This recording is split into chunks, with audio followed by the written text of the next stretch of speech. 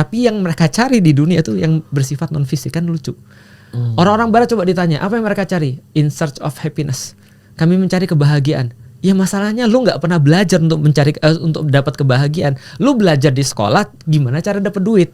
Lu belajar di sekolah gimana cara cukup secara materi. Tapi yang lu cari tetap itu ya, segala sesuatu yang bukan material. Kebahagiaan gimana sih? Itu kan iya. Makanya, nah di dalam Islam itu nanti kita coba akan bahas in depth juga dalam beberapa kajian nanti. Tapi yang jelas di dalam Islam kita tuh dari awal tidak diharamkan, bahkan encourage untuk belajar segala sesuatu yang bersifat fisik. Tapi kita dari awal di dalam Islam diajarkan bahwa hidup kita ini bukan tentang fisik.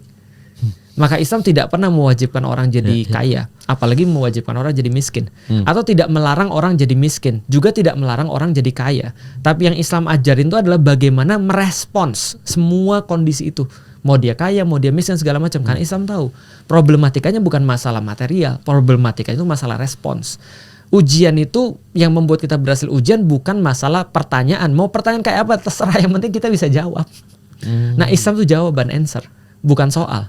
Ya, dan selalu ada jawabannya di. Nah tapi kan banyak orang-orang yang kayak itu ini apa, temen gue kagak sholat kaya banget, sukses, enak banget hidupnya. Di gue yang rajin sholat nggak sukses. Nah gitu, itu kenapa tuh? Itu betul kalau tujuannya adalah dunia tadi. Jadi langsung terjawab. Jadi kalau tujuannya adalah dunia, pasti dia akan nilainya dari dunia tadi kan. Dia ternyata hidupnya masih sukses. Sebentar, kamu bilang sukses itu apa dulu kan, gitu kan ya. Tapi coba lihat ya, kalau ada orang nggak sholat, lalu dia kemudian nggak peduli pada agama dan segala macam, dia pasti punya masalah-masalah yang lain. Hidup itu ada tumbalnya. Kalaupun tidak ada tumbalnya, pasti nanti akan ada di sisi akhirnya pasti akan ada tumbalnya. Kenapa? Karena di dalam Islam kita juga meyakini bahwa orang tuh akan dinolkan rekeningnya sebelum dia mati. Dan itu bagus tuh. Yang nggak bagus tuh kalau nggak nol sebelum mati, itu nggak bagus tuh. Contoh misalnya berapa banyak kita lihat cerita-cerita kayak Musa, Namrud dan segala macam.